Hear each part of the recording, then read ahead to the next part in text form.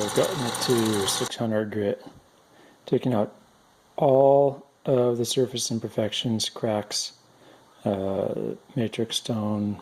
So these little black dots, these are something I put on there with a Sharpie. So looking through a magnifying glass, actually my setting scope, I was looking for any imperfection in the stone that might then later cause this opal to crack. So before I go farther, I'm going to take out a little bit more material here and here. Otherwise, what I have here is something that is perfectly clean all the way beyond 10 power. There's absolutely no imperfections in this stone. And I'm going to rough it out a little bit more and then move on to the final polish.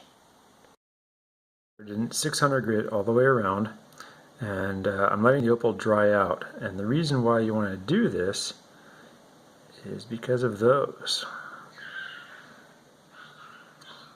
So these cracks have started to form as this opal dries out, and they'll continue to get worse and worse. So now I have a choice. I can either try to break this up into a bunch of smaller pieces and cut each individual piece, or I can cut the entire back portion of the opal off and save the top portion, which is what I'm going to do, because most of the fire is orientated towards this top surface. So this will become the new top of the stone, and all of this will get removed. So right now it's at 145 carats. By the time I'm done with this piece, it's probably going to be down to more like around 40 carats, which is still a really nice sized stone. But if it's full of cracks, then it's not really all that great of a piece. So I'm going to see what I can do to salvage this. I'm going to do a little bit more cutting on it later today, and I try to remove all of these cracks before they spread to the good part of the stone. All the cracked part of the stone here. So I've reorientated it. The stone used to be kind of facing this direction sideways, and I've cut off the whole back part. Now this is the new top of the stone, and that actually is working out really good because the fire and the stone was orientated that direction anyways. And so I've lost probably about 100 carats worth of stone, but I've saved the best part, and hopefully when this dries out it'll hold the fire and also won't crack up on me anymore. So at this point I've gone all the way through the Genie. I'm several steps into polishing on the diamond paste. You can polish Ethiopian opals with diamond paste, you just have to be careful. Right now I got 2 more left to go. The ones I use are all color coded. This one is the 1 micron grit, and I find I want to go over the opal smoothly in one direction to kind of spread out the diamond compound all the way around. Not pushing very hard at all, very lightly. You don't want to heat up the stone. I'm not trying to push this into the opal, just spreading out the diamond compound right now. These felt tip things are not that squishy, so I don't have a lot of give.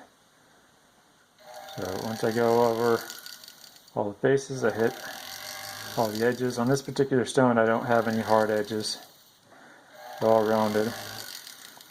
And I go back to the top of the stone here, and I go in the opposite direction. I start just kind of using smaller swirls of stone. And so this is not wet, it's been polished to 1/2 micron grit. Front, back, sides, everything. Camera's having a hard time focusing on it because it's so clear.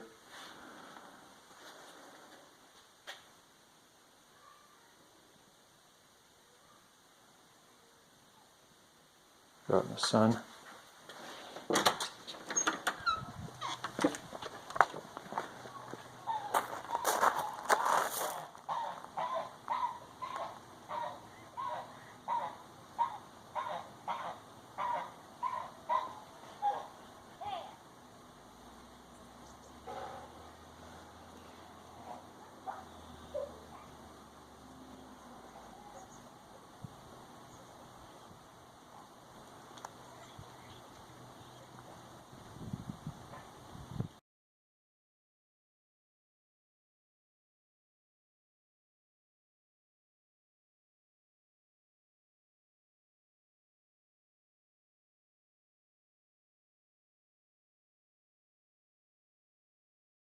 been about 3 weeks, and the opal has been stored in a little Ziploc to allow it to dry out very slowly.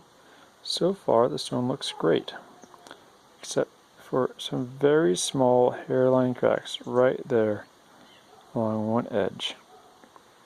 So I'll wait a little bit longer, see how far they spread, and then I'll need to go back all the way through the genie and reshape and cut out those cracks. Depending on how deep they are, I'll reshape the stone to keep it as symmetrical as possible, but also try to keep as much weight as I can.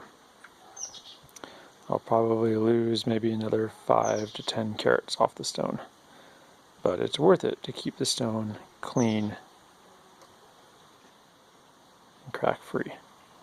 I won't sell it until I'm positive I have a stone that is stable. Thanks for watching.